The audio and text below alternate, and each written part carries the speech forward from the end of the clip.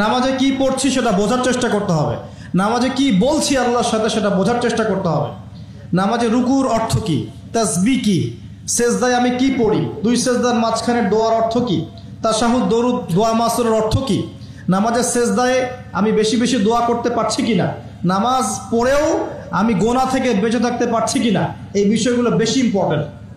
আমি কি বোঝাতে পারছি? নামাজ ধীর স্থিরভাবে রিল্যাক্সে, তাড়াহুড়ো নাই, বুঝে বুঝে পড়ার চেষ্টা করবেন। আল্লাহ পাক তৌফিক দান করুন। যারা নামাজ ধরি ছেড়ে দেই তাদের জন্য একটা হাদিস, নবী সাল্লাল্লাহু আলাইহি ওয়াসাল্লাম বলেছেন, মান তারাকা সালাতান মুতাআম্মিদান ফাকাদ কাফার। মনে রাখবেন, নবীজি বলেছেন, কেউ যদি তার উপরে অর্পিত ফরজ নামাজ ছেড়ে দেয়, নামাজ পড়াকে জরুরি মনে করে না, ফাকাদ কাফারা, সে ব্যক্তি কুফরি করলো। বল নাউজুবিল্লাহ।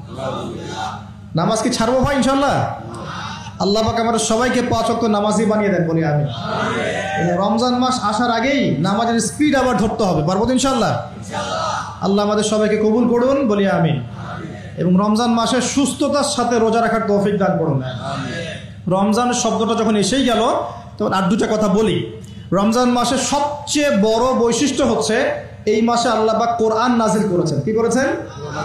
এখন সারা বিশ্ব জুড়ে একটা ইস্যু চলছে না, কোরআন ইস্যু, কোরআন পুড়িয়ে দেয় ইস্যু, মনে আছে?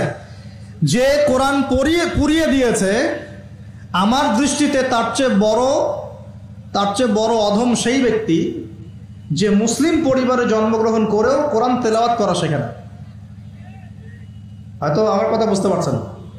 কোরআন একজন পুড়িয়ে দিয়েছে, যদি আমার ক্ষমতা থাকতো ওর গর্দান নামাই দিতাম, কিন্তু তার চেয়েও বড় অপরাধী আমার কাছে আছে, আমাদের চোখে আছে।